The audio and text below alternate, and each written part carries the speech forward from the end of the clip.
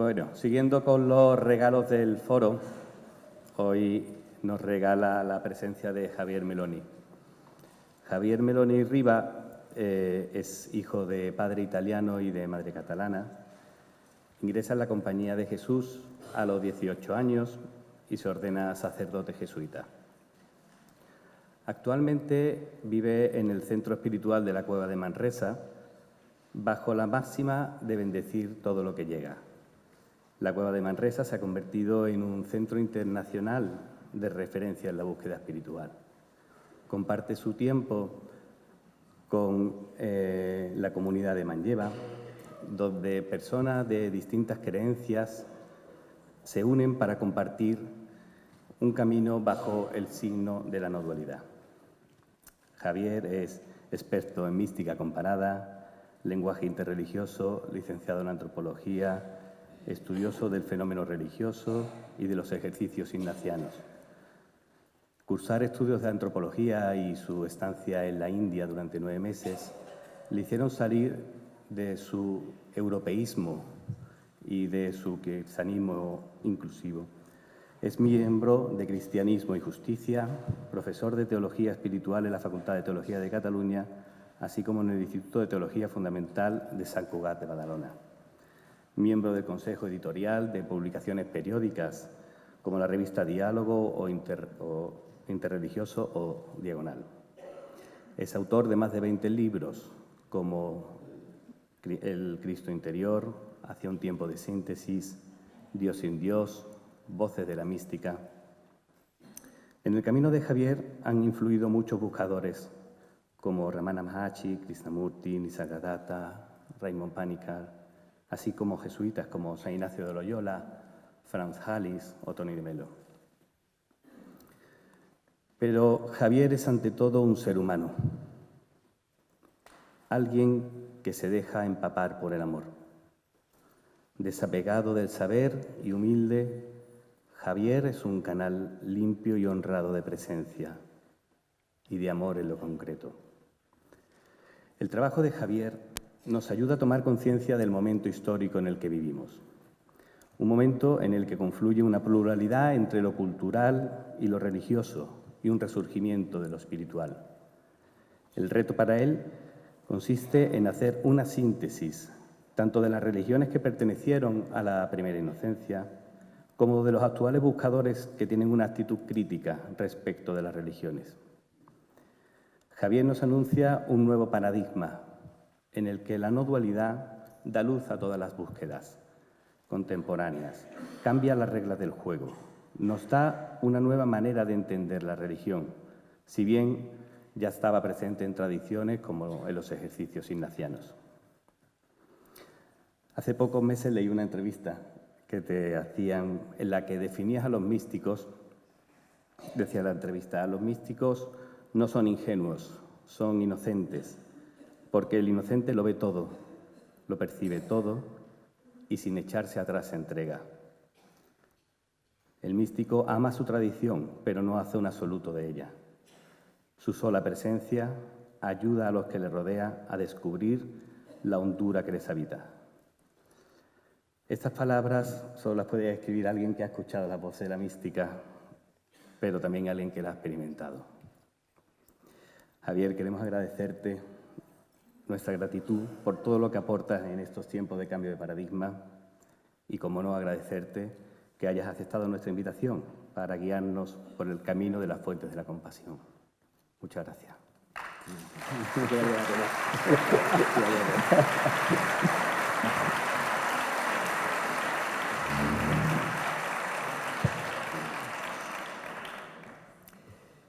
Bueno, pues para mí también es una gracia, una gran gracia de Dios y de la vida el poder compartir este fin de semana con todos vosotros y vosotras, tener el inmenso don de haber escuchado ayer todo lo que se pronunció aquí, que ha convertido este lugar en un sitio sagrado.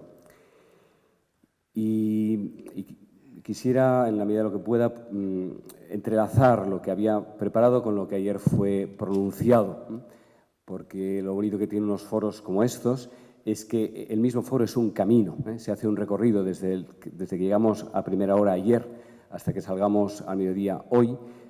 El mismo foro como tal ya es un recorrido, ¿eh? Y es algo, como se dijo ayer, venimos no solo a pasarlo bien, venimos a transformarnos. Cada acto y cada situación puede ser ocasión de transformación, ¿no? Y eso, en una densidad como lo que estos días estamos compartiendo, todavía puede ser más posible. Como se comentó muy bien, lo dijo Enrique al comienzo, los 5 caminos están entrelazados entre sí, ¿no? Somos nosotros que somos seres parciales y fragmentarios, que hemos de hablar de una cosa o de la otra, porque a la vez no somos capaces, ¿no? Pero ya en la calidez y en la apertura y opertura con la que ayer se habló, está claro que en cada una de las cosas que se decía sobre la comprensión, sobre la aceptación, sobre la gratitud, sobre la atención, por supuesto, estaban incluidas las otras vías también, ¿no? En este cambio de paradigma que todos experimentamos de un modo u otro, que experimentamos a veces con gozo, otras veces con confusión, otras veces con perplejidad, otras veces también con dolor, ¿eh?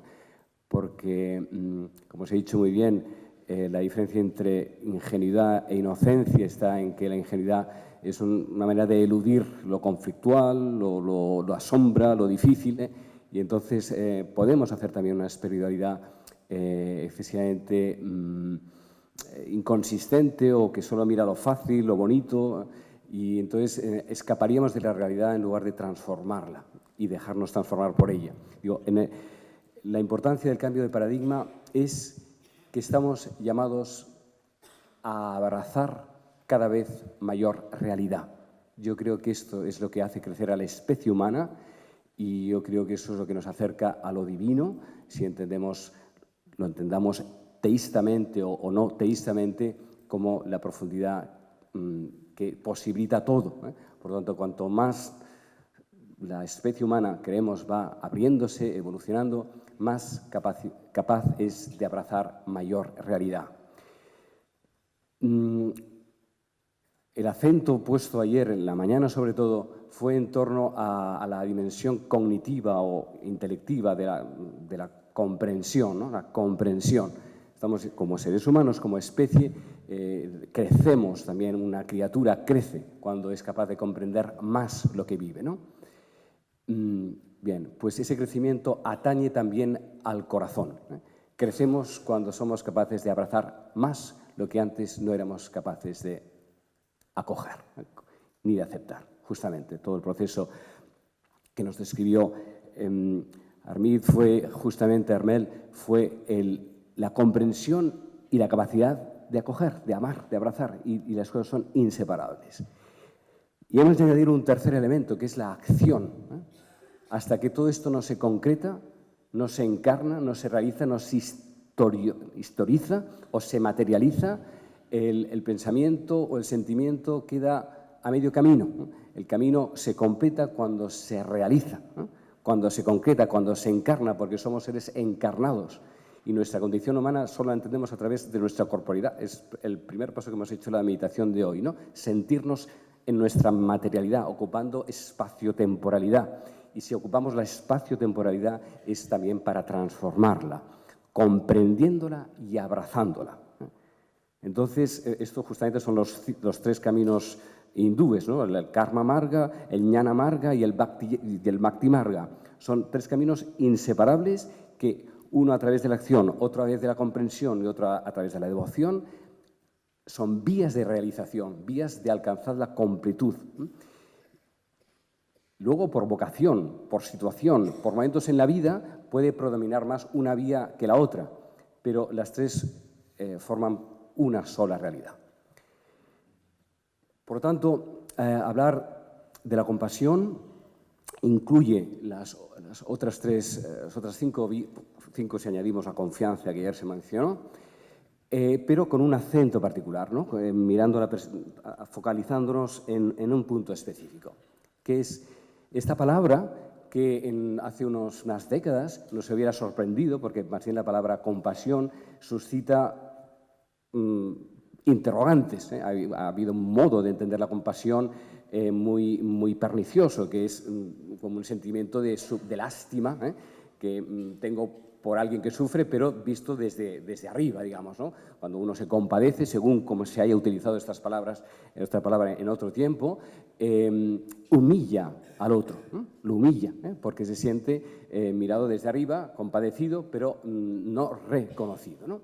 Si esta palabra ha reaparecido en nuestro vocabulario, se debe en gran parte gracias al budismo, que lo emplea con otro término que se llama karuna, y a partir del karuna budista hemos podido reencontrar nuestra compasión cristiana, o occidental en nuestro vocabulario, con los matices exactos, digamos, que hace que esa palabra se convierta en una palabra luminosa y no en una palabra lastimera.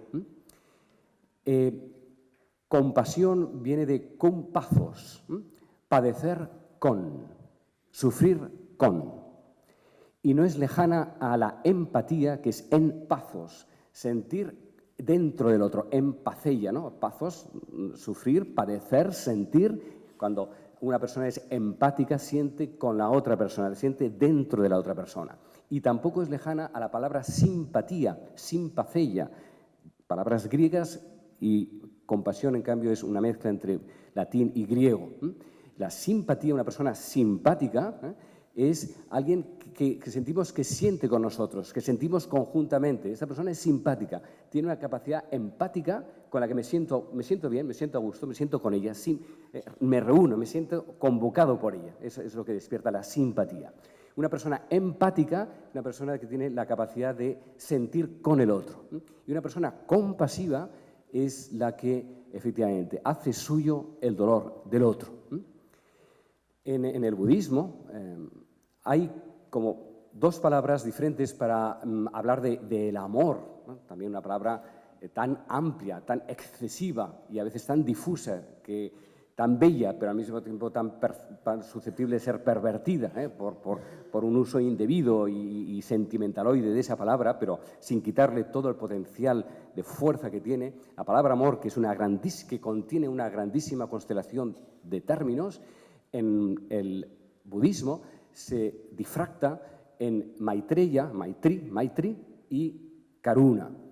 Maitri o metta en Pali es el amor compasivo para desear la felicidad de todos los seres. Hay una meditación, si habéis practicado el Vipassana o alguien de vosotros hace prácticas budistas, hay meditaciones metta, llamadas, que es la palabra Pali, para decir Maitri en sánscrito, que se refiere al deseo del gozo, de la felicidad de todos los seres. Se ora o se medita por el potencial de felicidad que tienen todos los seres. En cambio, la palabra karuna, que es la que se traduce por compasión, pone el acento en la cercanía al dolor del otro, al dolor de los seres. No solo en general a la felicidad o al potencial de felicidad que podamos tener, no, se focaliza, no elude ni huye de esa dimensión dolorosa que los humanos padecemos, sin duda, sin duda. De hecho, el primer principio budista es la constatación de que los seres humanos sufrimos, estamos sumergidos permanentemente en el dolor hasta que no nos damos cuenta de por qué hay ese dolor, ¿no? Que es todo el tema del desaferramiento, etc., ¿no? Pero la primera constatación de Buda es la experiencia de que hay dolor. No lejano a la visión cristiana, pues que las palabras las hemos gastado y usado y abusado tanto de ellas que necesitamos reconstituirlas, ¿no? Reconnotarlas. Pero en el término, uno de los términos clásicos del cristianismo, que es salvación, la palabra salvación, que ahora nos molesta porque no sabemos exactamente de qué nos tenemos que salvar, aunque si vamos a fondo descubriríamos que nos hemos de salvar todavía de muchísimas cosas, pero a veces un exceso en estos momentos incluso de narcisismo nos hace pensar de qué nos hemos de salvar si ya somos, en fin, todo eso. Ya, yo lo iré soltando varias veces por ahí, porque es bueno romper las evidencias, porque si no entramos también en lenguajes que de tanto usarlos nos acaban atontando, ¿no? Lo que quiero decir es que la palabra salvación en sus orígenes no deja de ser la constatación de que sí, los seres humanos sufrimos, de que hay muchas zonas dolorosas en nuestra existencia y en nuestra experiencia. No podemos decir tan fácilmente que todo está bien, al no ser que lo digamos desde un lugar verdadero, pero hasta alcanzar ese lugar verdadero donde podemos decir que todo está bien, hay un largo recorrido. Lo que quiero decir es que no podemos negar que la experiencia humana está transida y atravesada de diferentes formas de dolor. Y la compasión es esa disposición del corazón y de la mente para acercarse al dolor ajeno y también propio, porque evidentemente que formamos cada uno parte de lo humano. Bien. Otra cosa más. La karuna o compasión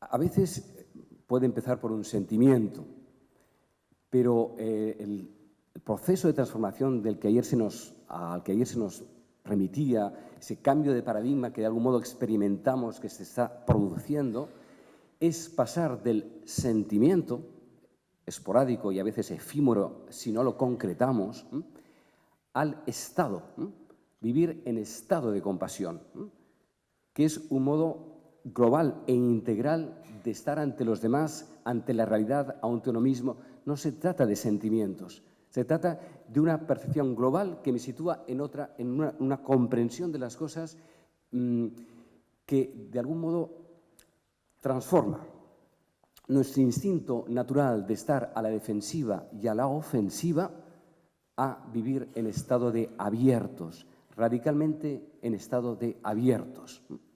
¿Y cómo podemos vivir en estado de abiertos? Es decir, sin defendernos. Eso no significa que sin protegernos sí que nos hemos de proteger. La protección es un instinto de vida y de sentido común. Si va a llover, nos protegemos con un paraguas. Si va a haber una tormenta, pues desconectamos los cables eléctricos.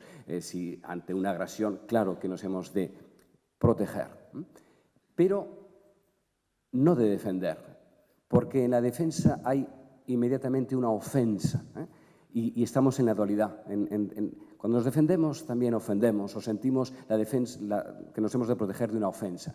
La protección es un instinto de sentido común que hace saber hasta mis límites, hasta dónde puedo llegar y hasta ahí frenar, pararme, saber dónde me para, pero mantener el estado de abierto. Todas las tradiciones religiosas hablan de esta apertura.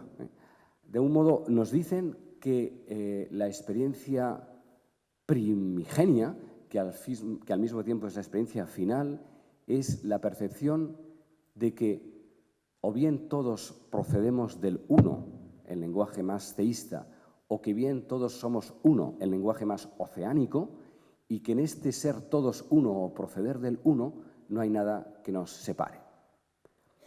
Esto no como una idea, no como un sentimiento, sino como una comprensión que genera un modo de actuar, un modo de estar en el mundo. De eso quisiéramos hablar o quisiera continuar desglosando cuando hablamos del término compasión.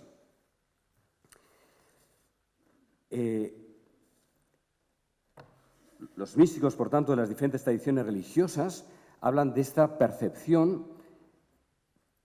Por ejemplo, dice un sufí, Ibrahim al-Blahi, dice: los sufíes intuyen con todo el ser, con el ojo del corazón, que cada uno es toda la humanidad.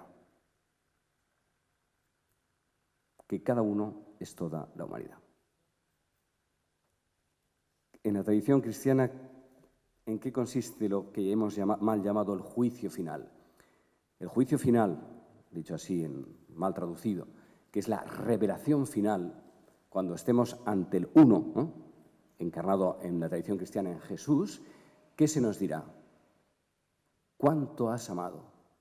¿Te has dado cuenta que cuando amabas, es decir, cuando salías de ti, fuera de tu membrana, yendo a acoger al peregrino, a visitar al enfermo o al prisionero, sanar al enfermo, eso me lo estabas haciendo a mí? Y ese mí no es el todos en el que Él está. Por lo tanto, al final de la vida comprenderemos que todos somos uno y que el acto que he hecho saliendo de mí mismo hacia el otro es un acto de remembración del uno. En lenguaje cristiano, del cuerpo místico de Cristo. En lenguaje budista, del Dharmakaya. En fin, cada tradición religiosa tiene su modo de decir lo mismo, aunque no lo diga igual. Dice, en el Bhagavad Gita se dice, el más grande de los yogis, el yogi podríamos asociarlo a una persona solitaria y más o menos huraña, en alguna cueva o cresta de alguna punta de los Himalayas, encerrado en su mutismo, irradiando, pero a lo mejor de una forma ilusoria. El yogi, el que es capaz de vivir unificadamente dentro de sí y por tanto unido con todo, el más grande de los yogis es el que reconoce la unidad universal del ser. Es lo que le lleva con imparcialidad a ver la misma esencia en todos los seres, solidarizándose con ellos tanto en lo placentero como en lo doloroso. Y dentro de la tradición judía, dentro de la Cábala y el hasidismo, en la figura del Mesías, se dice, para sacar a un hombre del barro, el justo debe meterse en el barro con él. Para traer de vuelta a los que se apartan, es necesario dejar el hogar y la comodidad e irlo a buscar allí donde esté. Todo hombre, toda mujer, tiene en sí una parte del Mesías. La Cábala lo dice, los místicos lo repiten, todo hombre y todo lugar. Para liberar a la humanidad es preciso juntar todas las chispas e integrarlas en la llama original. El Mesías que solo salva a los justos no es un verdadero Mesías, ¿no?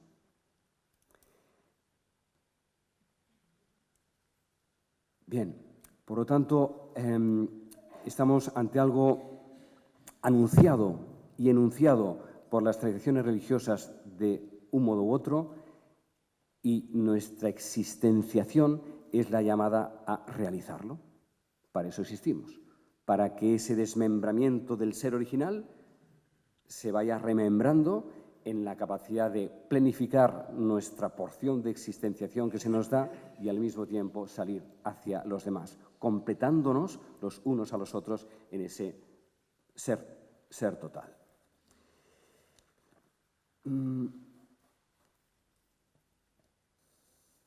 Voy a ser un poco más concreto.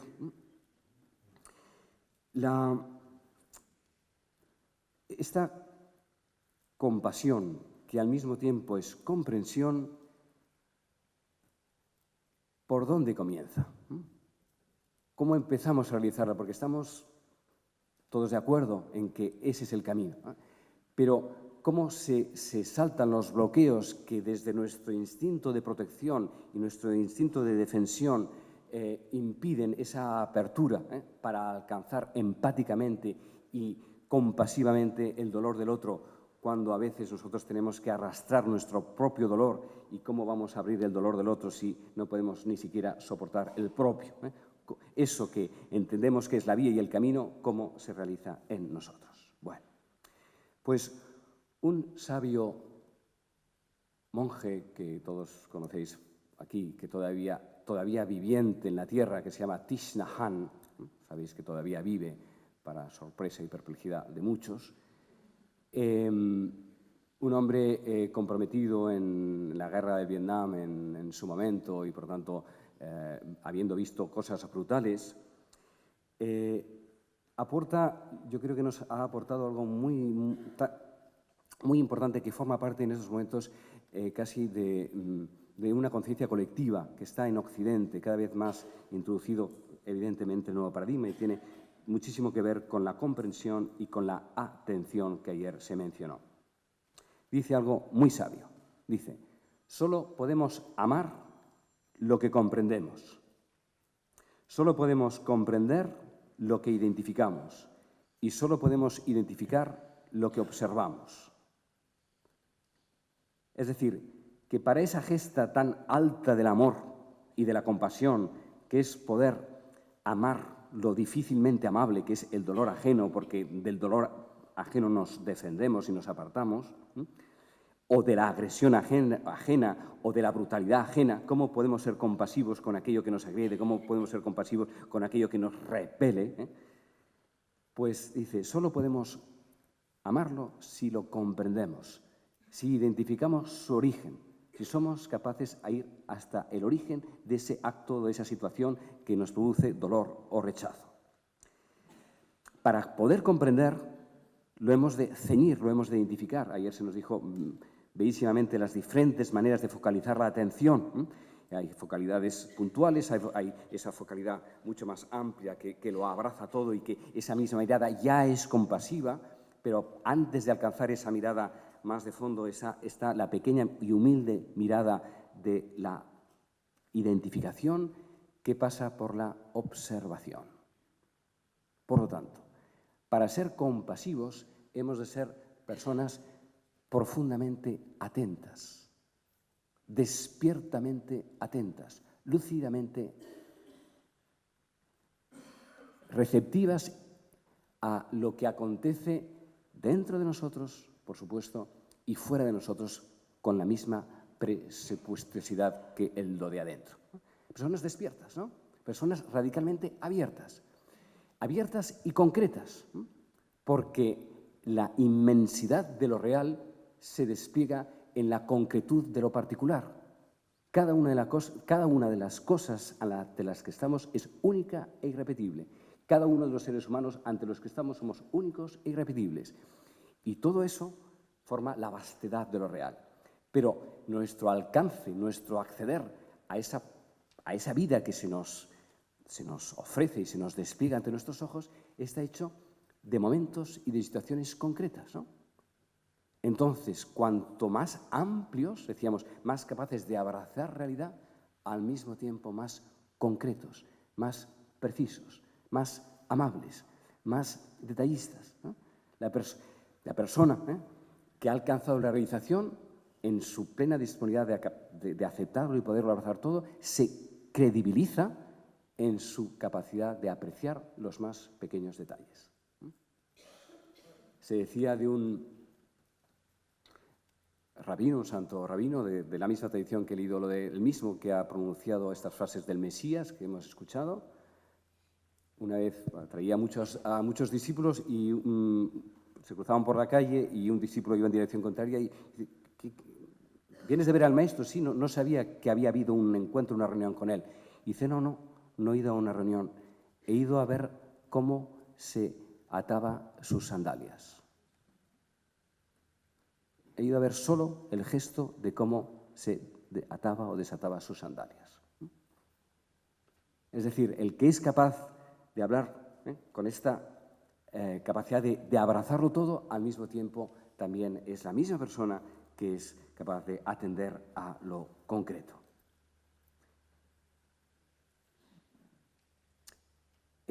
Cuando comprendemos, se dijo ayer también muy bellamente, lo dijisteis todos, la comprensión elimina el juicio inmediatamente. Cuando comprendemos, no juzgamos. Mientras juzgamos, no estamos comprendiendo. Estamos simplemente aplicando nuestro esquema que tenemos sobre la persona o sobre la situación para sentirnos superior a ellas y confinarlas al esquema que tenemos visto de lo que la persona o situación se supone que sea, ¿no? Cuando verdaderamente comprendemos, abrazamos sin emitir ningún juicio. Y cuando no emitimos ningún juicio, entonces permitimos poder llegar a algo que todos los humanos necesitamos y que es quizás lo más profundo y lo último de la compasión. Cuando sentimos una verdadera compasión es porque en ese acercamiento nos sentimos reconocidos. El ser humano necesita ser reconocido en lo que es. Y a veces lo que más nos duele de nuestro dolor es que no es comprendido, que no es reconocido, el otro no entiende por qué o lo que estamos sufriendo. Cuando nuestro dolor es comprendido, de alguna manera en ese momento comienza a ser redimido, comienza a ser transformado. Por tanto, comprender es reconocer.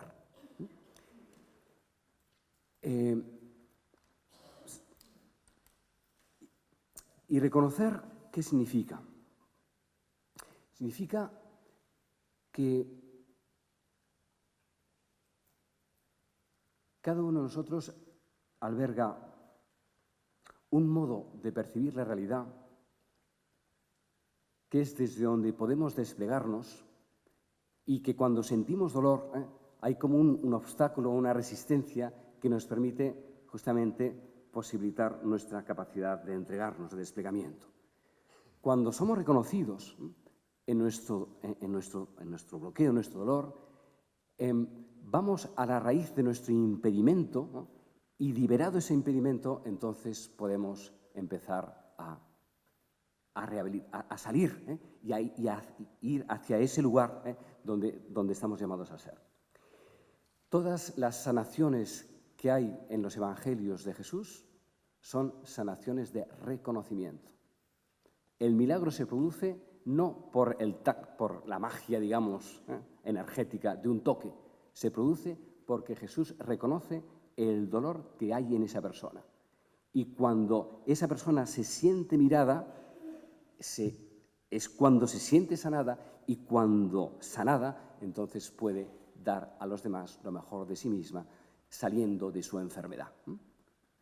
Por lo tanto, ¿qué necesitamos? Ante todo, ojos compasivos, ojos que reconozcan nuestro dolor en lugar de juzgarlo, en lugar de eludirlo, en lugar de disimularlo, que es como muchas de las veces nos comportamos los unos hacia los otros, porque no somos capaces de sostener el dolor del otro, porque al no comprenderlo, evidentemente, y no soportarlo, nos tenemos que apartar. Pero compadecer es mirar es reconocer, y reconocer es sanar, porque en esa mirada uno se siente comprendido en el origen de su bloqueo o de su dolor, ¿no? Lo contrario, ¿cuál es la gran diferencia entre Jesús y los llamados fariseos? Es que cuando Jesús veía dolor, o cuando Jesús veía, en palabras antiguas, pecado, él lo que veía era limitación, ignorancia, y despertaba en él compasión. Y en cambio, en el juez que hay en nosotros despierta o escándalo o condena. Esa es la diferencia. Jesús, cuando veía diferentes formas de dolor físico o moral, se compadecía y se acercaba más a mirar a esa persona, a que esa persona revuelta y revolcada en su propio dolor pudiera calmarse y recibir la mirada de la que no le llegaba a través de nadie. Y recibiendo esa mirada compasiva y por tanto comprensiva, entonces se empezaba a sanar. La mayoría de las veces condenamos o nos escandalizamos, y entonces todavía sometemos a la otra persona más en su dolor, ¿no? ¿Qué nos pasó ayer cuando vimos las imágenes impresionantes de los que habían quedado en el camino del desierto?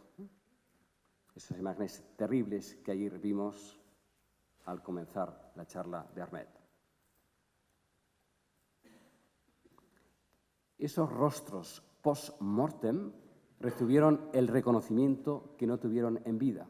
Ayer esas personas fueron redimidas. Cada vez que enseñas este vídeo en los lugares donde presentáis la asociación, esas personas quedan redimidas, porque post-mortem son reconocidas. Son rescatadas de su dolor, rescatadas de su exilio, rescatadas de su agonía en el desierto, ¿no? Eran rostros humanos, ¿no?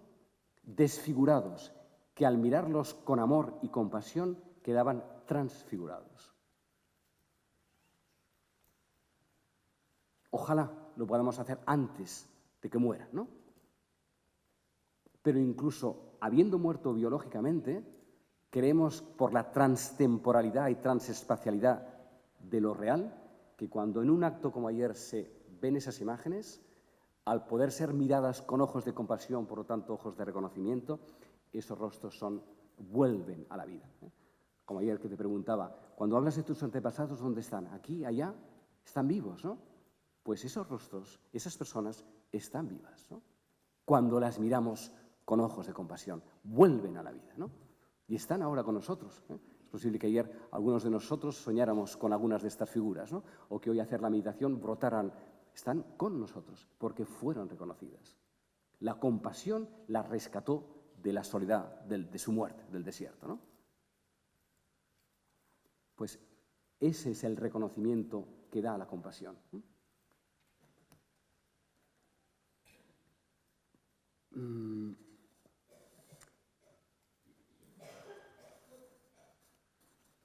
Hay algo muy impresionante que se dice en la tradición también judía. La tradición hasídica, mística judía, considera que hay 36 santos justos que sostienen en cada generación la tierra. 36 personas anónimas que en diferentes lugares del mundo sostienen con su santidad el abrumador dolor que hay en la humanidad. Se llaman los Lamed Baf, los 36 justos. Y dice así un texto hasídico de la mística judía. En cada generación el mundo está sostenido por 36 justos, que no se distinguen en nada a los simples mortales y que con frecuencia ignoran su propia función. Pero si llegara a faltar uno solo de ellos, el sufrimiento de los hombres sería tal que envenenaría hasta el alma de los niños y la humanidad se ahogaría en un grito. Porque los 36 justos son el corazón multiplicado del mundo y en ellos se derraman todos nuestros dolores como en un recipiente.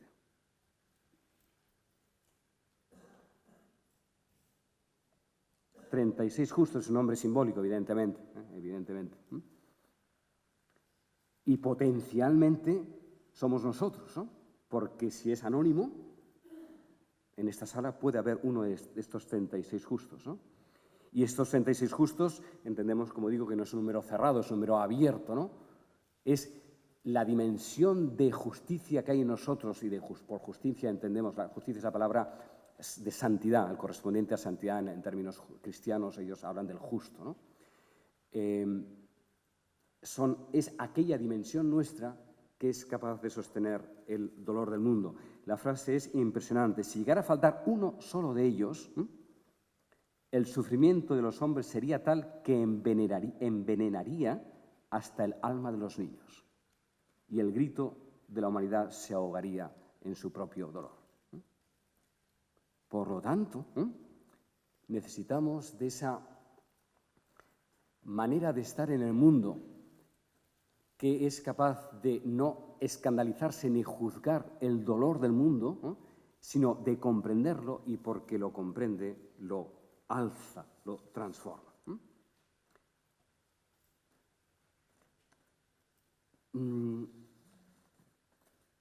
Otro ejemplo de lo que es esta santidad, esta capacidad compasiva de estar ante uno mismo y ante los demás, la podemos tomar también de la tradición judía, del ambiente hasídico centroeuropeo del siglo XVIII. En un albergue, un desconocido de aspecto arrogante tomó al venerable Rabí Susia, el mismo que he mencionado antes, como un mendigo y lo trató con desprecio. Más tarde se enteró de su identidad y corrió en su búsqueda para pedirle excusas. «Perdóname, Rabí, si no jamás volveré a encontrar el sueño ni el descanso». Había insultado a un hombre santo, un hombre muy venerable. Entonces el rabino, le sonrió sacudiendo la cabeza y diciéndole: «¿Por qué me pides perdón a mí? A mí no me has hecho nada. No es a mí, al Rabí Susia, al que has ofendido, sino a un pobre mendigo. Ve, pues, por todas partes y solicita el perdón a todos los mendigos que encuentres».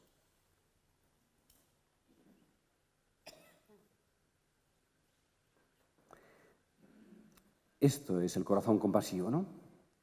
El corazón de tal manera radicalmente descentrado que ya no es él, sino que somos los otros, ¿no?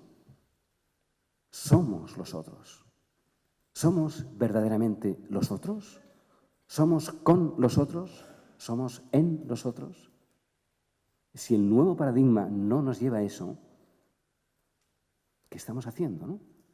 ¿De qué estamos hablando?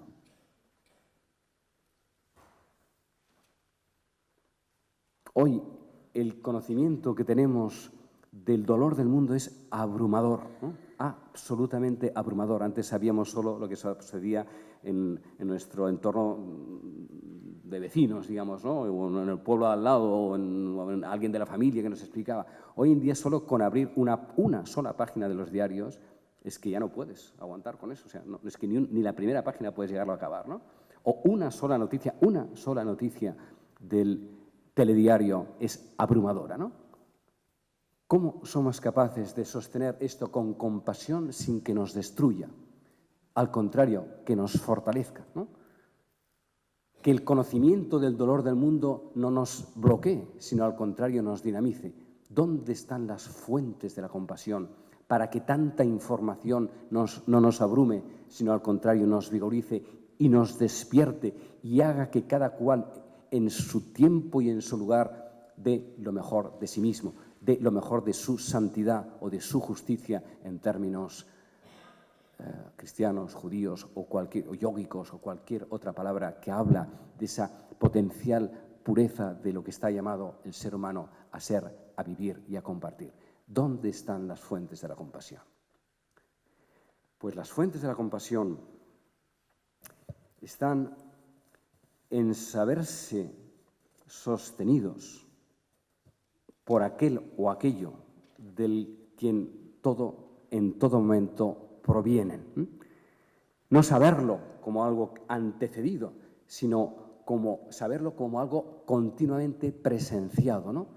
Que la presenciación al momento y situación que vivimos brote de la claridad y la certeza de que somos sostenidos en aquello mismo por lo que se requiere nuestra total donación.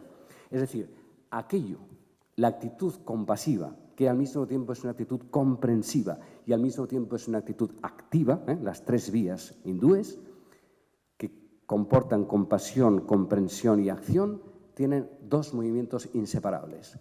Apertura para recibir la realidad, para recibir el fondo continuo de la realidad que no emerge sino en esa misma situación y que al mismo tiempo suscita en mí la entrega, la total entrega. Una entrega que no es un ejercicio voluntarista, sino que es el resultado espontáneo de no saberse uno a sí mismo, sino saberse canal de existencia que por mí, a través mío, ve, comprende, ama y actúa. Esa es la santidad.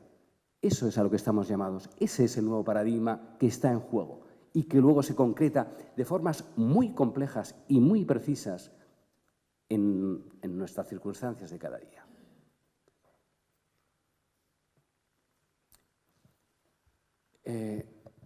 Los musulmanes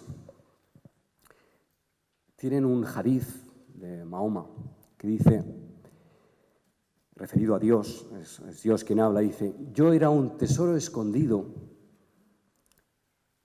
pero deseé ser conocido. Ese tesoro escondido, si no es conocido, ¿para qué sirve? ¿Para quién va a ser tesoro si nadie lo reconoce?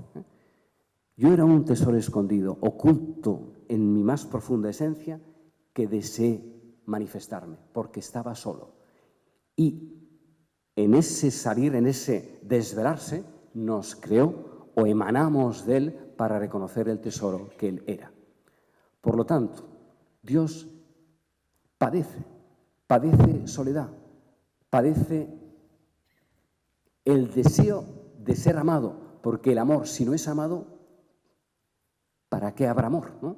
El amor necesita, de algún modo, lo que llamamos dos, de algún modo, y ese dos es uno en el amor, pero es dos en la relación. Ahí estamos en la no dualidad de una forma totalmente diferente. Seguimos estando en lo no dual, pero acentuando lo común que une a los dos. Bueno, si Dios es ese deseo escondido que necesita darse a conocer para ser amado, resulta que la palabra Allah es la raíz de Allah, significa tristeza, deseo, anhelo. Por tanto, Dios mismo es anhelo de conocerse a sí mismo.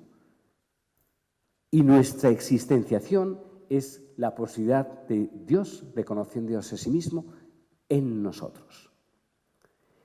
Pero si nosotros no sabemos quiénes somos, resulta que ni nos reconocemos a nosotros, ni lo reconocemos a Él, que en nosotros espera ser reconocido. ¿Cuál es nuestra completud? Nuestra completud solo puede darse a través de la compasión, que es a través del mismo anhelo de reconocer a aquel que espera ser reconocido en nosotros. Pero ¿cómo va a ser aquel reconocido en nosotros si entre nosotros tampoco nos reconocemos? Por lo tanto, todo es uno. Dios se descubre en su secreto como tesoro escondido cuando nosotros nos reconocemos que somos Él buscándose a sí mismo en el conocimiento de nosotros mismos y en el conocimiento y reconocimiento que tenemos los unos de los otros. O sea, que la compasión tiene un carácter radicalmente teologal, porque conociéndonos y reconociéndonos mutuamente, estamos reconociendo a la chispa de Dios que hay en nosotros y en cada uno, para que juntos reconocidos como siendo Él, pueda Él reconocerse en nosotros. Esto es un estado prístino de existencia que hace que cada encuentro con el otro se convierta en un acto sagrado. Y que cada reconocimiento del dolor que hay en el otro, que le bloquea ese autorreconocimiento, porque cuando estamos en el dolor estamos tan colapsados y atrapados en la supervivencia de atravesar ese dolor que no podemos con él. Cuando recibimos la mirada que nos reconoce, y eso es la compasión, y una compasión además activa, entonces liberamos la chispa divina que en esa persona espera liberarse, espera reconocerse para ir completando ese reconocimiento total que entre todos somos de Él, el lenguaje teísta.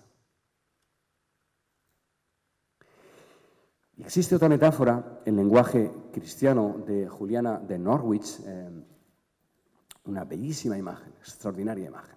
Si conocéis las revelaciones de Juliana de Norwich, si no las conocéis, merece la pena que las leáis, a quien les guste el lenguaje más imaginativo.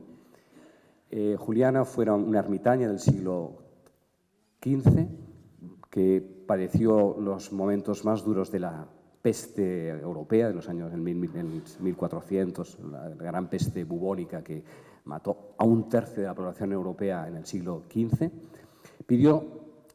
Y era ermitaña, vivía en un estado de felicidad, quiso padecer con sus contemporáneos, ¿no? Quiso conocer el sufrimiento de sus contemporáneos para que su oración fuera verdadera y no fuera una ilusión o una evasión, ¿no? Fuera verdadera.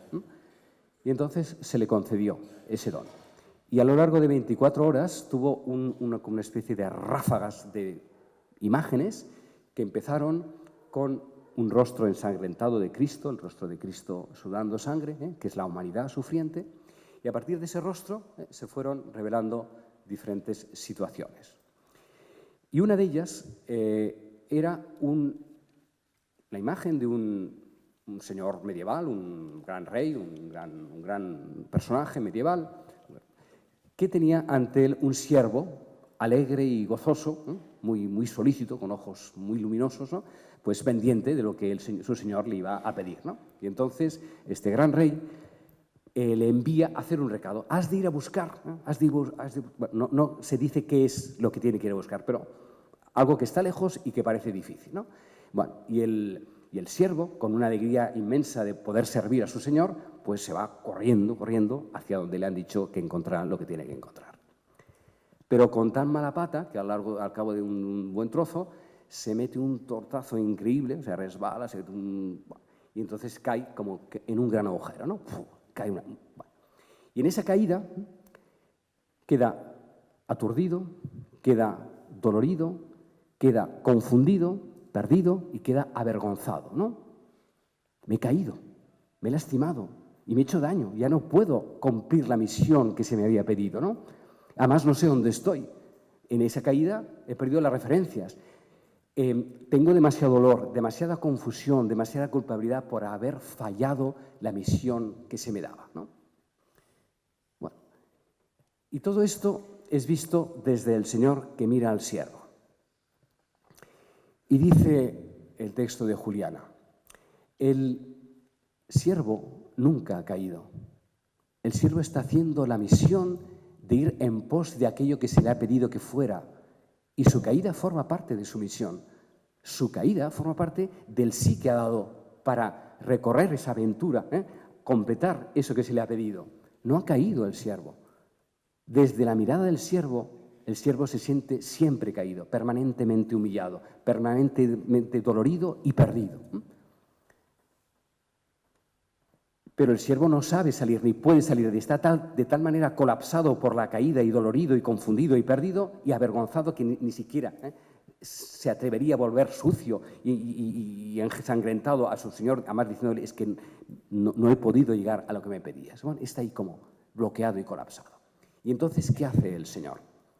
El Señor envía a su Hijo, no a un siervo, sino a su propio Hijo. ¿Ves? Aquel siervo no vuelve. ¿Dónde se ha ido? ¿No? Bueno, y ese Hijo de tal manera se encuentra y se identifica con el siervo que resulta que se hace el siervo mismo.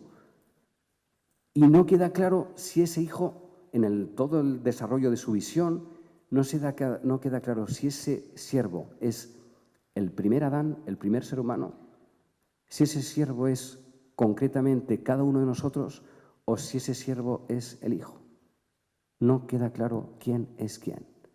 Lo que sí queda claro es que hay un Señor, un proceso, un recorrido con dolor y que el Hijo rescata al siervo haciéndose hijo y regresa al lugar original, al noble Señor, diciéndole, aquí estoy, he regresado.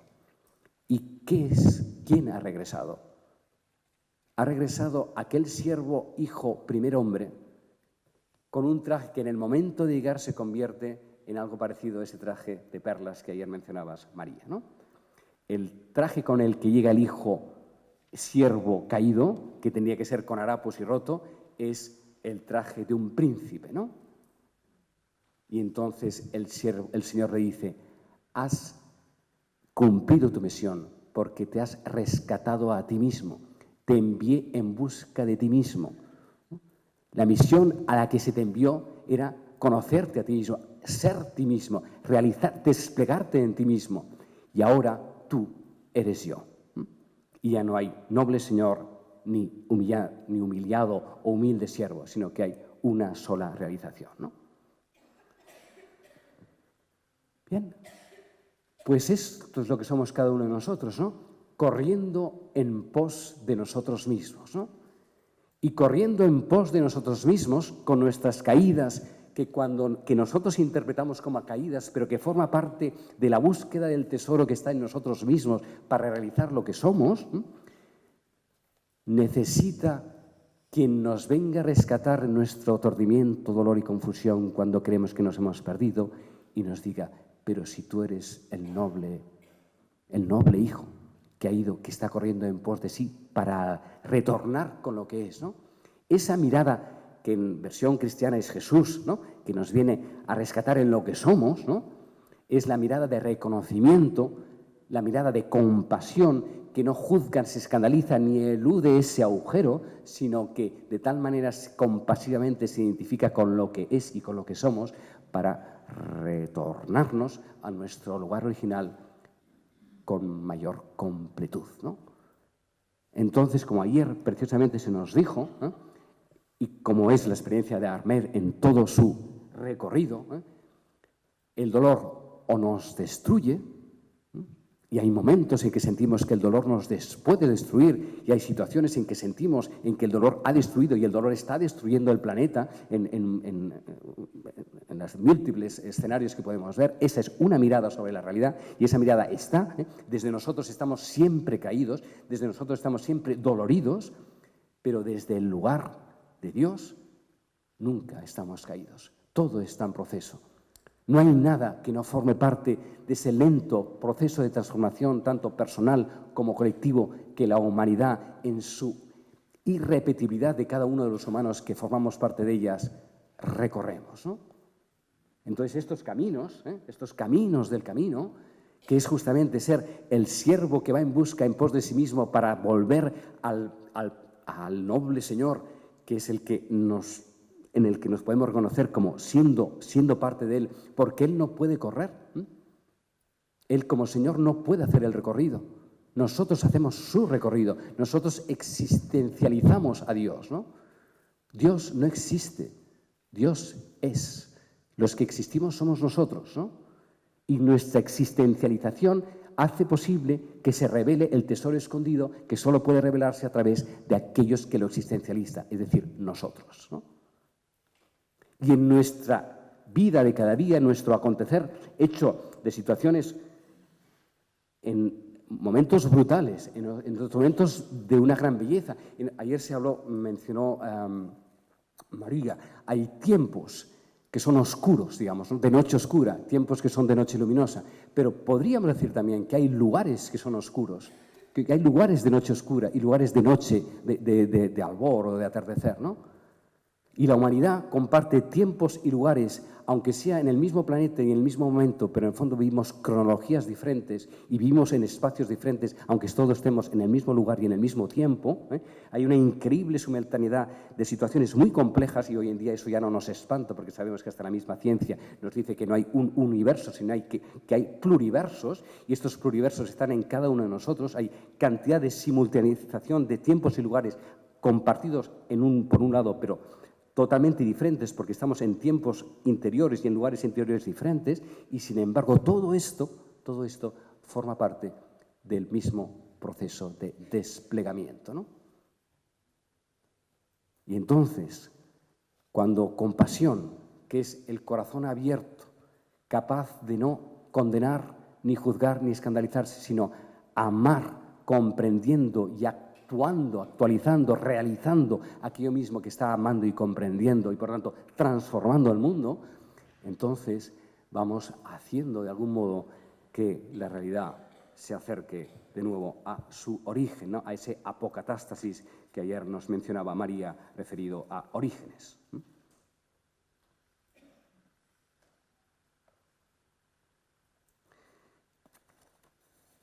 Bien.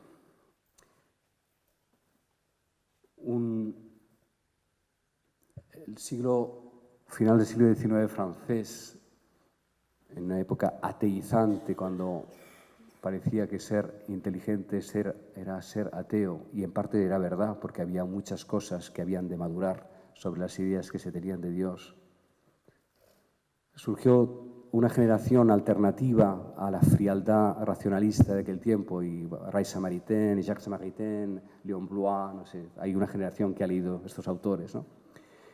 Léon Blois era un escritor curioso, amigo de Charles Péguy, de Rouault. Bueno, hay todo un ambiente muy fino, de una gran finura en el París del siglo XIX, del siglo XX, en plena modernidad, en plena dureza de los inicios de los movimientos sociales y marxistas y tal. Un hombre con aspecto de profeta, ¿no? Con barbas largas y muy austero y rugiente, porque los profetas suelen ser rugientes, ¿no? Decía, o dijo, hay una sola tristeza, la de no ser santos. Todo lo demás son tristezas secundarias, ¿no? La única tristeza verdadera es no irradiar aquello que se nos ha confiado. Si esa tristeza se convierte en anhelo y ese anhelo se convierte en acto, benditos nosotros que estamos aquí. Que así sea.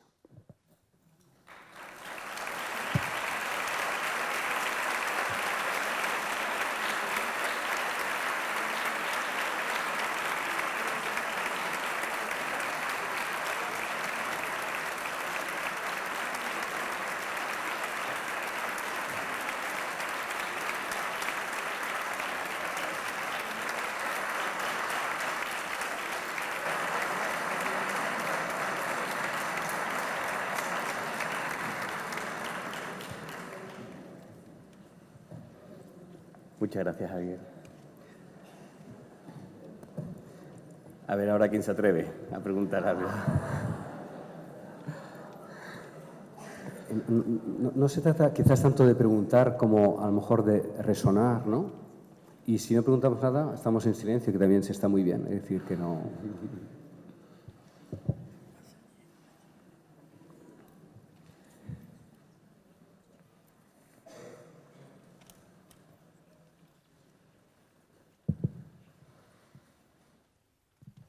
Yo no sé si es conveniente la pregunta, pero es que me sale del corazón. Si puede ser y si te parece, ¿qué opinas del cambio en la Eucaristía? Lo de... Ya sé que me preguntas, ya sé que me preguntas. Por la salvación de muchos. Me parece fatal. O sea, me parece... Voy a decir algo En fuerte. la consagración. Me parece un sacrilegio de la Eucaristía decir eso. O sea, eso va contra mi fe.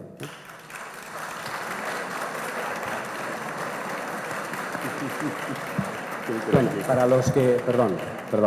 Para los que no saben de qué va la pregunta, la aclaramos, ¿no? Para eso estamos, para aclarar, no pasa nada.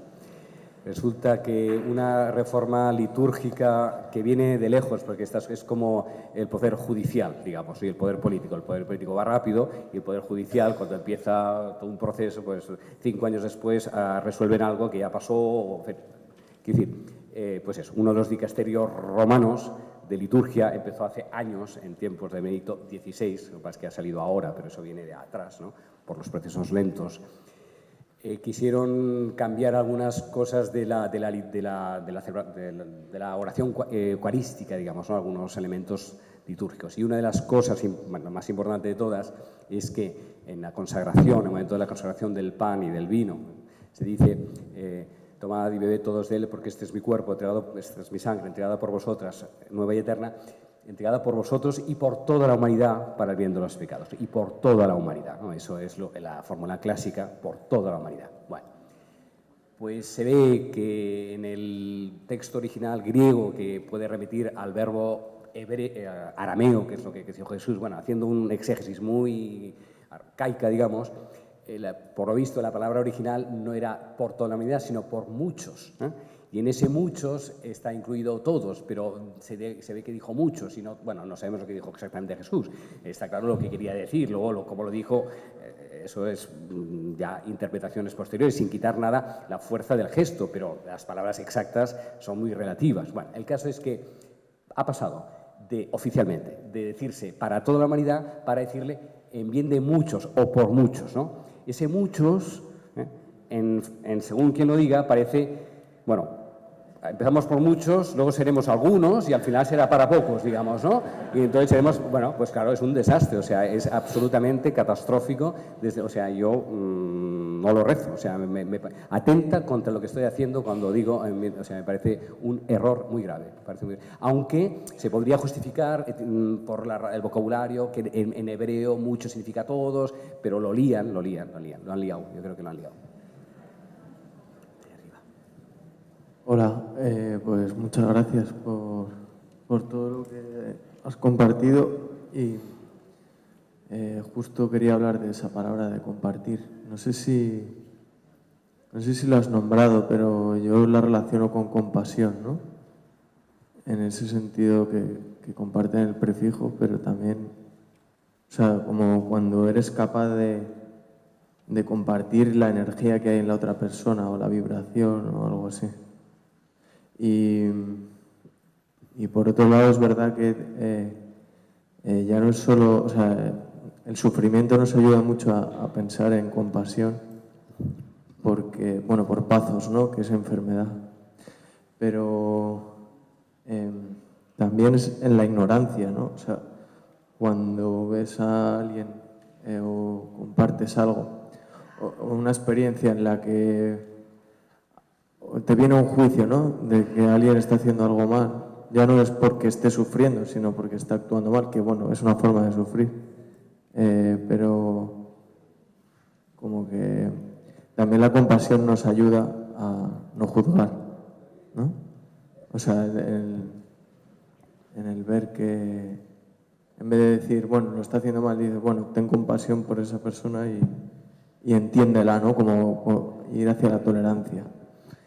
Gracias. Sí, dices algo muy importante, ¿no? Es decir, nos es más fácil la compasión cuando vemos el dolor del otro, ¿eh? Cuando percibimos ese dolor, hay algo en nosotros que se ablanda, digamos, y nos hace acercarnos.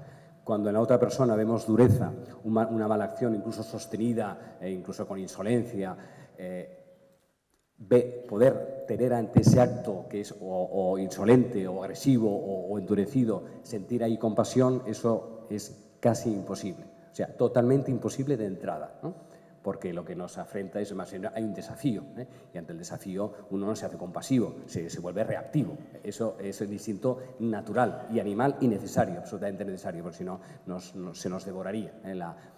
Por eso digo que hay que ser ingenuo, pero inocente, pero no ingenuo, ¿no? El ingenuo es el que solo ve la parte buenecita de las cosas, ¿no? Elude o eludiéndose y escapándose o quedando devorado por aquello que no quiere ver, pero como eso está, lo devora, ¿no? Ser inocente es, como has citado muy bien, es esa capacidad de ver y comprender sin retroceder, pero sabiendo hacia lo que vas, ¿eh? No camuflándolo, eludiéndolo o infantilizándolo, ¿eh? Entonces, dices una cosa muy difícil, ¿no? O sea, ¿cómo podemos ser compasivos ante acciones que son claramente insolentes, abusivas y dañinas, ¿no? ¿Cómo no podemos dejar de juzgarlas, ¿no? Bueno, no juzgar no significa no tener discernimiento, ¿eh? Que es muy diferente, ¿eh? Cuando decimos que no juzgamos significa que no hay condena de la persona, pero sí que hay una valoración del acto. Por supuesto que hemos de valorar los actos en el ámbito en el que están, ¿no? Pero, digamos, la luz que otorga la compasión a lo que estamos hablando es poder alcanzar ese lugar de observación, ¿eh? Esa altura y profundidad, ¿eh? Que nos permita poder atisbar la razón del comportamiento de la otra persona. Porque si creemos de verdad, en palabras bíblicas, que el ser humano está hecho a imagen y semejanza divinas, o que somos esa chispa divina, o como lo queramos decir según las diferentes formulaciones, si creemos que el fondo último de lo que somos es esa luz, está claro que en esa radical inadecuación de ese comportamiento hay una gran distorsión, y toda distorsión es provocada por el dolor. Si podemos alcanzar el dolor de esa persona, entonces sin justificar lo que se está haciendo, pero entonces no hay un juicio sobre la persona, aunque hay una valoración sobre el acto, y un posicionamiento también, por supuesto, pero no un juicio sobre la persona. Eso es yo creo que la gran diferencia entre el juicio de Dios en el lenguaje teísta y el juicio humano, ¿no? La mayoría de nuestros juicios y la mayoría de nuestras verdades son contra alguien. Cuando mi verdad es contra otro, deja de ser verdadera. Porque la verdad y la vida van juntas. Si tu verdad provoca muerte, no es verdadera. Y solo la verdad de esa mirada profunda, ¿eh? Es la que contiene la posibilidad de ver lo que está, por tanto, ver lo inadecuado de lo que está dando, pero al mismo tiempo no arrancarle la vida de la misma persona que la está provocando, digamos, ¿no? Yo creo que si algo nos pareció extraordinario del relato de Armet de ayer, fue que no había rencor, no había juicio. En ningún momento habló mal de nadie, ¿no? En una vida atravesada de un dolor terrible, ¿no? O sea, poder pasar por las diferentes formas de dolor sin juzgar a los que han provocado el dolor y no por eso no dejarlo de ver ni atravesarlo, eso es el don de los 36 justos. Y, bueno, si puedo decir una cosa más. Sí. También estaba pensando en el perdón y en la compasión por uno mismo, porque es que si no, no podemos avanzar. Claro, entonces, igual que si todos somos uno, pues todo el trabajo que hacemos hacia los demás también tenemos que hacerlo a nosotros mismos. Y luego, por otro lado, el sufrimiento físico como algo que parece que en esta existencia o estás en él o estás esperando a que llegue, ¿no? Como que todos, tarde o temprano, tenemos que pasar por él, como que es un aprendizaje. Y bueno, también hay otro tipo de sufrimiento, pero es muy interesante porque te ayuda a trascender lo material, porque si te identificas solo con lo material, pues no avanzas, ¿no? Y el sufrimiento, como es la parte negativa de lo material, te obliga a ver más allá. Y en ese sentido creo que la compasión es lo que nos hace poder trascender todo el sufrimiento, porque es que sin perdón es que no podemos avanzar. Totalmente. El perdón es una forma de la compasión, o la compasión es una forma del perdón, totalmente. Y lo bonito de esta palabra, dicha hoy, después del recorrido de ayer, es que la palabra compasión contiene inseparablemente la comprensión, la observación, la aceptación, la gratitud y la confianza. Inseparablemente las 5 palabras, 6 con la confianza, van juntas, ¿no? Y entonces abordamos lo real o abordamos una de nuestras actitudes por un flanco, pero que contiene al mismo tiempo inseparablemente los otros 5, ¿no? Y si eso somos capaces de vivirlo en toda situación y en todo momento, el sabor de la vida y incluso el sabor del dolor se transforma, ¿no? Pero eso es un arte, un arte y no es un ejercicio, es un camino, por eso hablamos de camino, ¿no? Es algo que ha de ser recorrido y que cuanto más se recorre, pues más se va consolidando de algún modo, efectivamente, más se va viendo. Cuanto más recorremos el camino, más vamos viendo el paisaje que va desplegando, efectivamente. Bueno, primero felicitarte porque me ha encantado. Yo te quería preguntar cómo se acompaña esa persona, ese dolor. Por ejemplo, yo ayer veía, ¿no? Cuando a mí me encantó, porque yo acompaño a mucha gente que la vida se le parte. Y claro, esa experiencia yo no la he vivido, yo la puedo acompañar, pero verdaderamente ese ponerme en su lugar del que tú hablas, sin yo haber tenido esa experiencia, me resulta complicado. Sí. No, complicado no, imposible. Es decir, que además no lo hemos de hacer. O sea, identificarse no es confundirse. Eso también es muy importante. Identificarse con el dolor del otro no es confundirme con su dolor. Porque si me confundo con su dolor, soy atrapado en ese mismo lugar y ahí lo hemos desdibujado todo, porque además no te puedes confundir con su dolor porque es el suyo, no es el tuyo. Porque además su dolor tú lo estás viendo a través de tu dolor, que es tu manera de percibir las cosas, de comprenderlas, por tanto, eso no es posible, ¿no? Lo que sí yo creo que es posible es que la persona se sienta reconocida en el dolor que ella vive. Y esa es tu forma de compadecimiento. Y eso es lo que la sana. No que tú tengas el mismo dolor que ella, porque no podrás tenerlo jamás, porque su situación no es la suya. Pero que esa persona pueda reconocerse en eso. Eso es una vía de sanación, de compasión, importantísimo. Es todo lo que necesita uno, sentirse reconocido.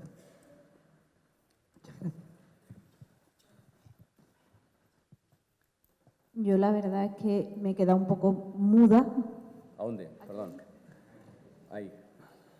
Me he quedado un poco muda escuchándote. Pero no me puedo ir de aquí sin hacer una pregunta, porque yo vengo a estos sitios porque cada uno estamos en nuestra realidad y necesito abrir puertas a otros sitios y escuchar a otra gente.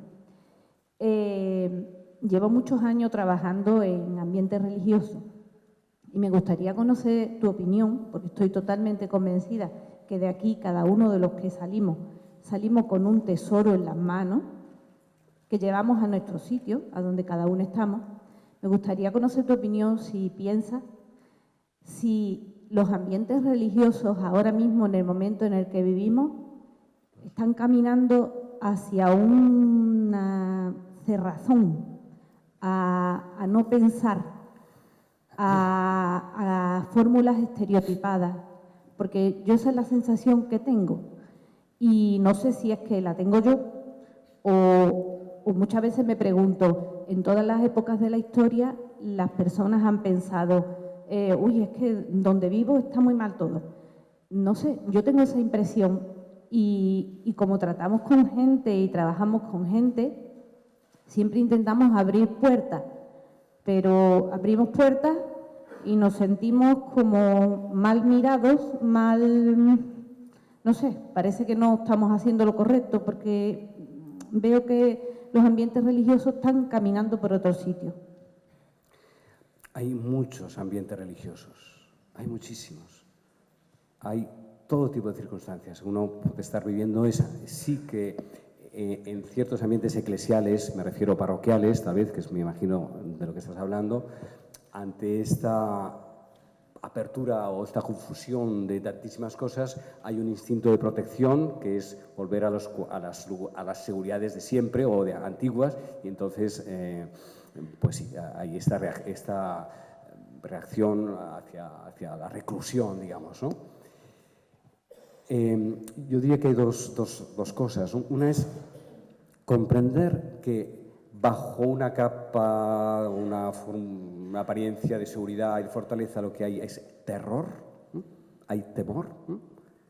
Y si comprendes que hay temor, no hay juicio de lo que están haciendo, aunque estorbe lo que tú desearíais hacer, pero bajo una apariencia de prepotencia, lo que hay detrás de toda prepotencia hay impotencia. Entonces, cualquier gesto aparentemente de autoafirmación, en el fondo es de un terrible temor, ¿no? Eso, para evitar el juicio. Ahí hay comprensión sin juicio. Y cuando la persona se siente comprendida y no juzgada, porque igual que ellos te juzgan a ti, tú puedes juzgar a ellos, entonces entramos en un inacabable juego de sentencias judiciales, ¿no? Si tú evitas el juicio, al cabo de más o menos tiempo, tampoco habrá juicio por su parte, porque no se sentirá amenazada por ti. Si tú la juzgas, entonces sí que se sentirá amenazada, ¿no? Eso respecto a ese punto. Y respecto al tuyo, ¿no?, a lo que te afecta a ti, bueno, pues ahí es donde hay que introducir la inteligencia de las cosas, ¿no? Bueno, saber hasta dónde, con lo que uno tiene que luchar y o hay que cambiar de lugares o eludirlos y no afrontarse directamente. Bueno, hay un tiempo para enfrentarse directamente, pero hay otros momentos para saber eludir y entrar por otras. El junco, ¿no? El junco no se traiciona a sí mismo, ¿no? Su flexibilidad justamente es su habilidad y su salvación en este punto, ¿no? Por lo tanto, y eso no significa que deje de ser lo que ha de ser. Por tanto, encontrar esos espacios alternativos que nos prive de hacer el camino que habéis de hacer. Pero claro, es muy fácil decirlo desde fuera. Entiendo que en medio de las dificultades que estaréis, pero evitar el juicio evita que también seamos juzgados. Y comprender que detrás de esa aparente prepotencia hay un gran temor, una gran inseguridad.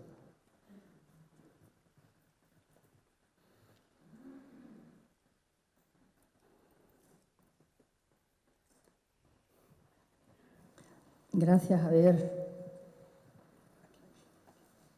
Levántese, por favor. Es que no hay... Digo que gracias. Yo quisiera que dijeras algo sobre dos experiencias, una más intuitiva y otra más experiencial, que se entrecruzan, por lo menos en mí. Una es esa gran intuición, ¿no?, de ese fondo común, ontológico, de que somos uno. Y la otra, la de ese vivir siempre en el anhelo. ¿Cómo se compatibilizan esas dos experiencias? Para mí hay una imagen muy simple, muy simple. La ola es el mar, pero no es todo el mar. Hay mucho más mar que la ola, aunque la ola sea parte del mar. Entonces, hay dos movimientos en la meditación, en la oración o en la percepción de la realidad. Hay el movimiento del éxtasis y el movimiento del énstasis. El movimiento del éxtasis es cuando la ola, alzada sobre sí misma y ve todo el azul inmenso que hay ante ella, ¿cómo no dirá a ese inmenso azul del que ella forma parte, pero que ella no agota? o tú. Y eso es el anhelo de los místicos, el anhelo de unión, y eso es el éxtasis. Y en nuestra vida, en cuanto que seres individualizados, no podemos renunciar a lo que somos, desgajarnos de lo que somos. Nuestra experiencia de cada día, y ahora tú estás aquí, yo estoy aquí, él está aquí, es decir, no podemos negar, aniquilar lo que nuestra individuación son, porque es nuestro punto de partida.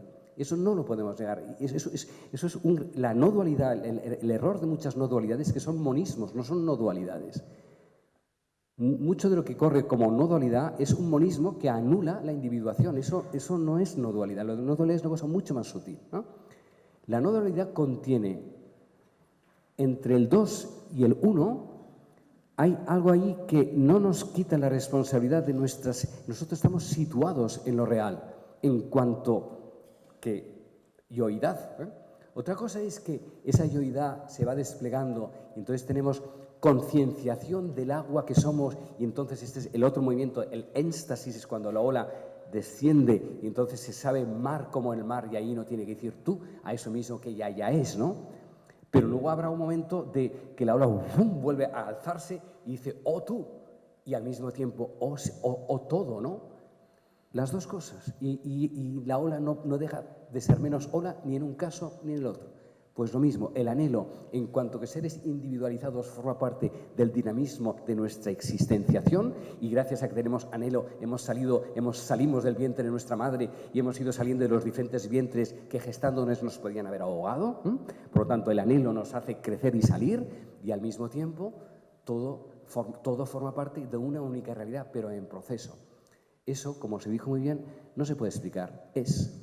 Y cuando lo explicas, se estropea, a no ser que las imágenes dejen suficientemente abierta la confusión para que la confusión se convierta en inspiración y la inspiración se convierta en éxtasis y entrega, que es para lo que estamos.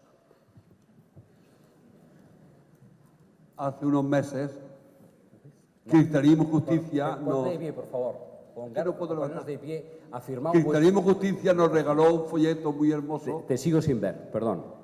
¿Esta mujer? Ahora, gracias. Que hace unos meses que Cristianismo Justicia nos regaló un folleto muy hermoso, el silencio y el éxtasis, y el grito, el silencio y el grito. Hacía una comparación entre la mística oriental del silencio, de la relajación, y la mística judeocristiana del grito ante la injusticia, ante la opresión.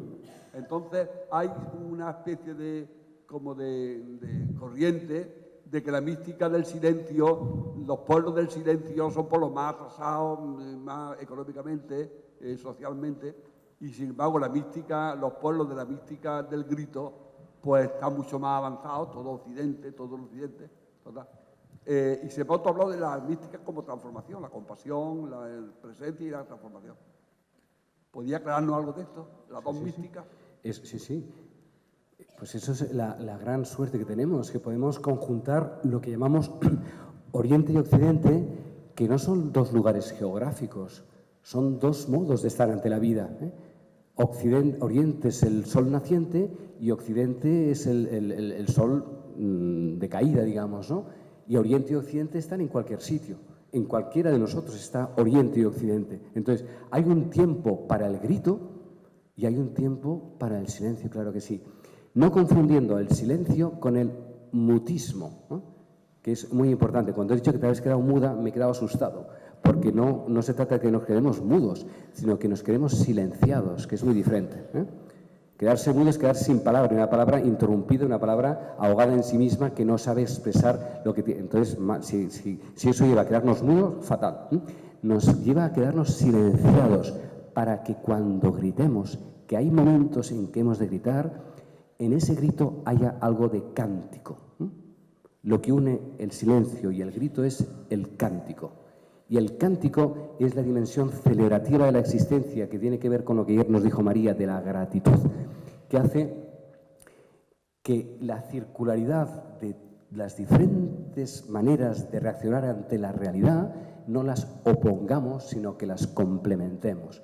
Y luego que cada cual sea fiel a su modo honesto de sentir cómo situarse ante las cosas y cómo actuar ante ellas, pero sin descalificar al que lo hace de otro modo, porque entonces volvemos a caer en el error del juicio, ¿no? Entonces, lo bello, y a mí me gustó muchísimo ese libro, ese cuadernillo de Justicia, porque a veces, igual que hay dogmatismos de derecha, también hay dogmatismos de izquierda, y entonces no avanzamos mucho, porque entonces vamos dando unos golpes para un lado para otro, y en cambio lo que sí hay es sabiduría o aportación de la izquierda y sabiduría y aportación de la derecha, de la arriba, abajo, lo que sea, ¿no? Lo importante es que lo que digamos no lo digamos nunca contra el otro, que el grito no está dicho contra el silencio, el grito está dicho contra aquello que provoca el dolor, pero no contra el silencio. Si gritamos contra el silencio, y si ese silencio es una ilusión del grito, tampoco, que entonces es mutismo, ¿no? Por ahí. Bueno, aquí. Gracias. Parte de lo que iba a decir, tú lo acabas de decir, por lo tanto no voy a repetirme.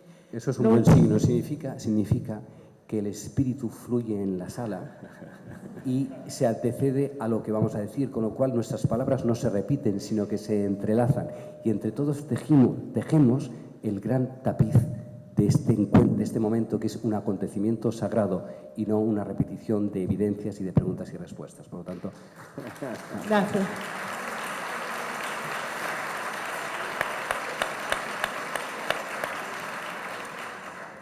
Bueno, lo que quería decirte, aparte de las gracias, no solamente a ti, sino los que también estuvieron con nosotros ayer, es de la sabiduría tan fácil de entender que nos llevamos de aquí. Pero sobre todo quiero decir que has nombrado el budismo, entre ayer y hoy, todas las grandes religiones y las pequeñas. Y ahí es donde tenemos que escoger. Y para escoger hay que conocer también. Entonces, yo recomiendo un libro que está ahí afuera que se llama Vivir el budismo hoy y otro que se llama El monje, de Thich Nhat Hanh.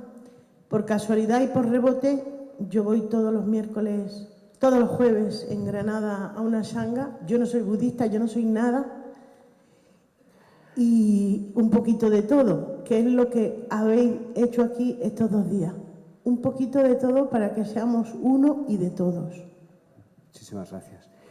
Y yo creo que sí, en la vida hemos de hacer 2 cosas también a la vez. Escoger y acoger. Cuando acogemos y escogemos y acogemos mejor. Porque nuestra acogida es al mismo tiempo un compromiso y nuestro compromiso no es una exclusión. Acogemos y escogemos en todas las cosas.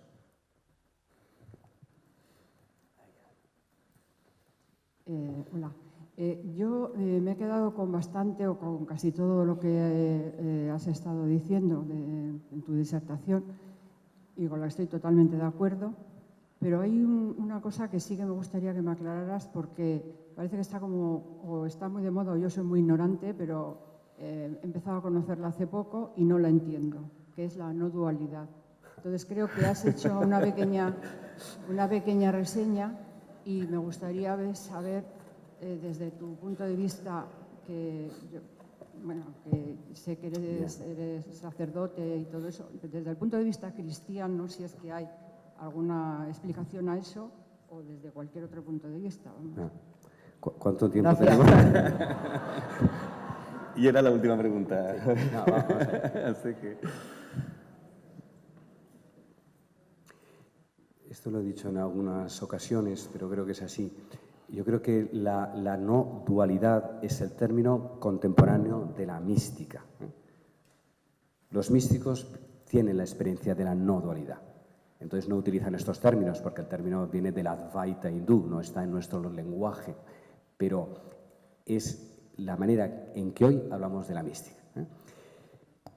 Quizás la diferencia está en que lo que por los místicos tradicionales del cristianismo se concibe como un estado de gracia más bien excepcional, que se da en Santa Teresa a partir de la 5ª morada, más bien de la 6ª, cuando ha muerto el gusanito, que ayer salía, gusanito, se muere en la 5ª morada y en la 6ª se convierte en mariposa, ahí empieza la mística, o la cima del Monte Carmelo, o al final de los ejercicios de San Ignacio, etc.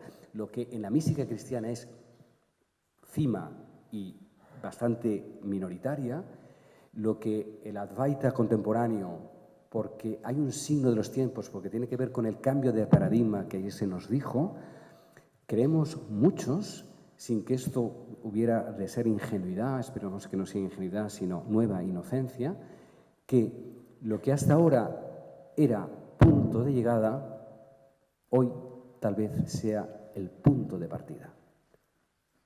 Y que cuando esa frase tan dicha de Karl Rahner, que algunos dicen que no es de Karl Rahner, sino de Raymond Panikkar, bueno, lo decía él mismo, que era, que los místicos del siglo XXI, los cristianos del siglo XXI serán místicos o no serán esto, o los cristianos del XXI son no duales, o no entrarán en el siglo XXI, digamos, se quedarán con devociones o con creencias que les frenarán, porque el paso siguiente a eso mismo que ya está en las entrañas.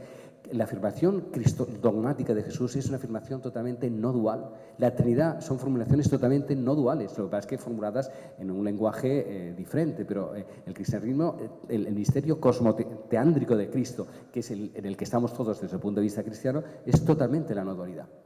Pero bueno, eso requeriría... Bueno, muchas gracias, Javier, y seguimos. ¿Una última? Bueno, venga, allí arriba. Soy Ivonne de Granada y te quería dar las gracias por la luz que nos has dado para vivir la compasión. Yo soy enfermera y cada mañana voy a mi trabajo, que trabajo en urgencia, y voy renovada y me acerco a ese dolor y voy porque yo pienso que estoy aquí para ser y para donarme, entonces llego y vivo esa realidad, pero cuando le ha tocado vivir ese dolor a alguna persona más cercana, muchas veces me he puesto delante de quien me ha creado, ¿no? Y le pregunto cómo permanecer al pie de la cruz, como permaneció María, ¿no? Al pie de la cruz de su hijo, o cómo permanecer al pie de tanto dolor sin que te aplaste. Y cuando hoy hablaba, pues me daba esa luz para acercarme al otro sin el temor de que no está en mi mano resolverle, que es quizás lo que a mí no me ayuda a acercarme o lo que me aplasta, como esa impotencia. Y me ha dado esa luz para poder acercarme, como lo que has dicho, con esa apertura. Y lo que yo le puedo dar es que yo soy reflejo de Dios. Entonces es lo que puedo darle para que él se sienta visto con esos ojos del que le ha creado. Me ha ayudado mucho. Gracias. Amén. Amén. Poder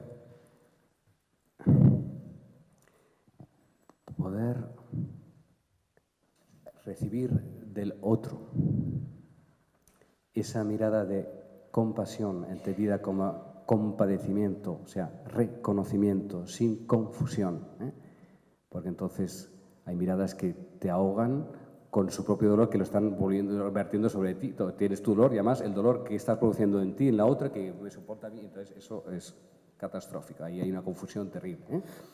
Pero en lo que dices, ¿no? Efectivamente, que por eso nos es más difícil a sostener la mirada del dolor de alguien que amamos, o sea, que es más fácil en el hospital que hacerlo a alguien al que amamos, porque estamos más implicados, ¿no? Entonces esa compasión queda mucho más cargada de emoción, ¿no? Pero lo que quiero decir es, efectivamente, recibir la mirada compasiva, o sea, de reconocimiento del otro en la situación que estoy viviendo sin que la otra persona tenga que hacer nada más que mirarme así, esa es la mayor de las medicinas que podemos recibir, ¿no? Y esa es la fuerza de la compasión, ¿no? En ese radical reconocimiento de lo que uno está viviendo sin que se tenga que resolver en sí mismo, ¿no? Eso recuerdo que Matilde lo dijiste maravillosamente en el foro de Alcoy, ¿eh? Alguien te hizo esa pregunta justamente y lo respondió mucho mejor de lo que yo he hecho. Bueno, pues muchas gracias, Javier.